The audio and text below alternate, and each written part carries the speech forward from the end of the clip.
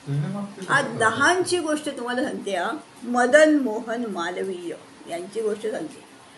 मदन मोहन मालवीय एकदा नवाबाकडे गेले आणि हिंदू विश्वविद्यालय काढायचं आहे, त्याच्यासाठी हे द्या म्हणून म्हणाले, आपल्याला देणगी द्या म्हणून. नवाब म्हणाला, देणगी देणगी मी तुम्हाला हवी तेवढी देतो, फक्त हिंदू एवढा शब्द काढून टाका. हिंदू शब्द काढायला आमचे मालवीय कसेच तयार नव्हते आणि ते म्हणाले, मी हिंदू काय शब्द काढणार नाही, तुम्हाला देणगी द्यायची असेल तर द्या. असं म्हणताच त्यांनी आपला एक पाय वर काढला नवाबाने आणि असा असा हलवत राहिले.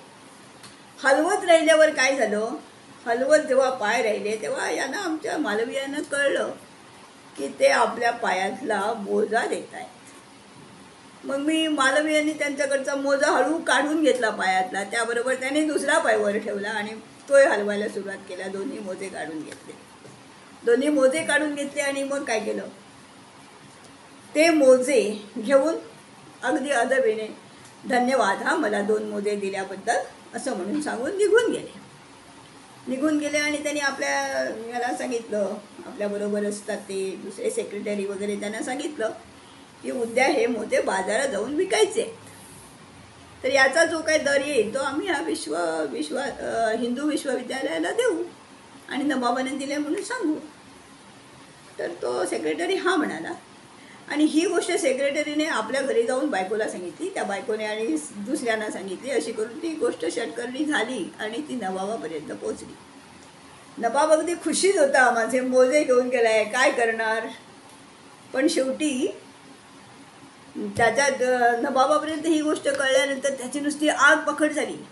उद्या म्हणाला, बघूया मोजे कोण विकत घेतो, तो मीच जाऊन घेतो म्हणाला, माझे मोजे मलाच आणतो परत, असं म्हणून गेला. नाही, किती कमतीला कोण माझे मोजे घेणारच नाही असं म्हणून तो गेला जायला. आणि दुसऱ्या दिवशी बाजारामध्ये त्याची बोली लागल्याबरोबर काय झालं, यांची किंमत 50 रुपये, दुसरा म्हणाला 55 रुपये, तिसरा म्हणाला 60 रुपये, असं करत करत वाढवून त्याची किंमत लाखवर झाली. मग लाखाचे काय, याला वाटलं काय लाख सांगतायत म्हणजे कोण काय घेणार नाही, म्हणून ह्याने नवाबाने आपले माणसांना पाठवले आणि त्यांना हे तर 1,00,001, 1,50,000 कोणी म्हटलं तर 1,50,002 असं तुम्ही म्हणत चला. ते तसं म्हणत गेले आणि मालवीयाने आपले पण माणूस पेरून ठेवले होते, ते त्याच्यावर वर सांगून त्याची किंमत 3.5 लाख झाली त्यावेळी. म्हणजे आताचे किती होतील बघा, कोटी होतील. 3.5 लाख त्याच्यामध्ये तर नवाबाने तो हे विकत घेतला आणि त्याला याला पैसे मिळाले. पैसे मिळाल्यानंतर काय झालं, त्यांनी मग म्हणजे ज्याचे मोजे त्याच्याच माथी मारले आणि विश्व हिंदू विद्यालयाला जेवढं हे पाहिजे होतं तेवढं करून घेतलं. याचे अशी त्यांची बुद्धी तल्लख होती, समजलं का.